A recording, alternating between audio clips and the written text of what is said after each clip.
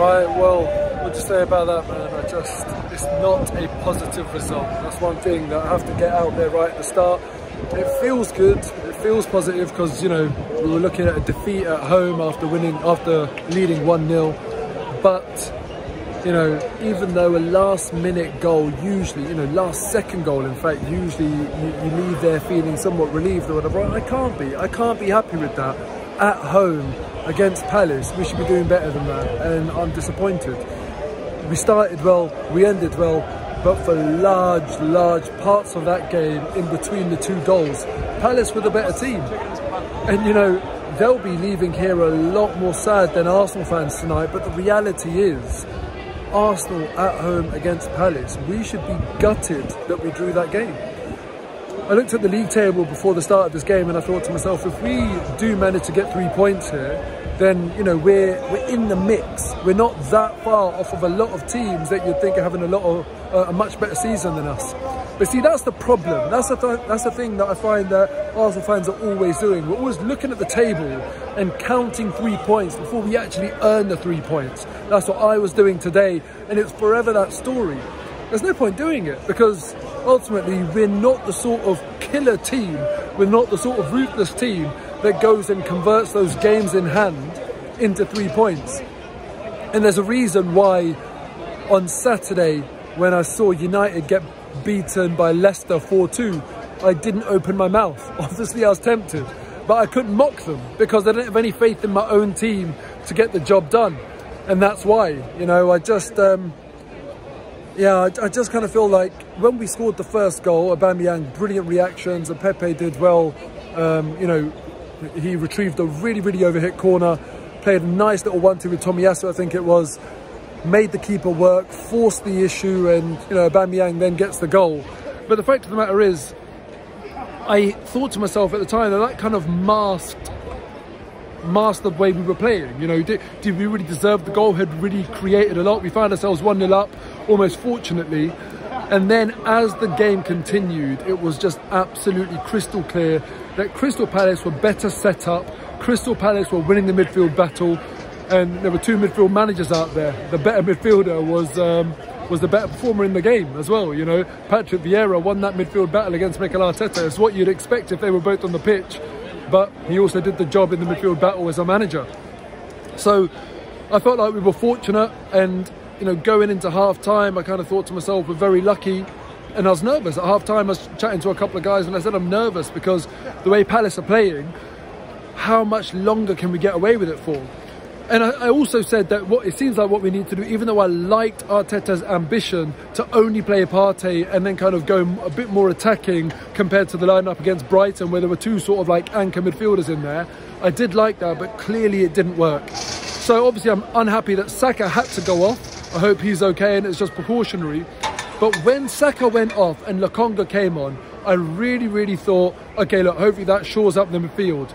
And it was so gutting to see us get away with it for the first half, and then once we made the change that I felt like we needed to make, then we, you know, I can't say it's bad fortune. Thomas Partey, I don't know what he was doing there. He had two people to pass to. I think Tomiyasu was one of them, it might have been Sambi the other. He could have played it to them, but instead it's like he ambled on it or maybe tried to turn into space blindly, and then there you go.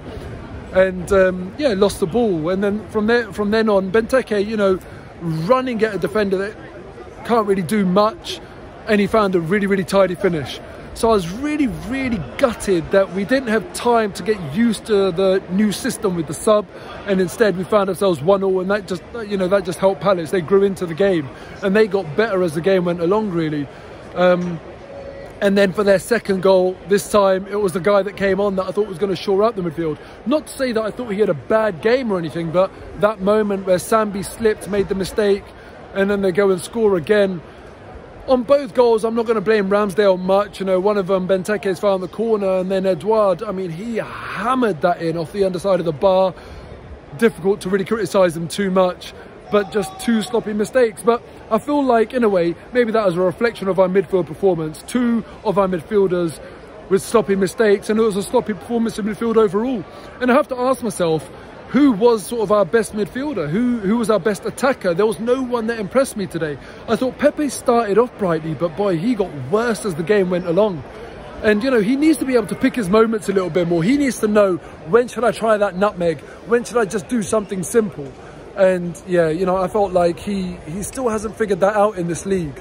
Martinelli, when he came on, I thought he looked very lively. And, you know, there were times where he was so isolated. It's like the fans are watching him and the players are watching him. His own teammates are just watching him try and take on way too many of the Palace players. And basically, yeah, I just kind of feel like he needed a bit more support there as well.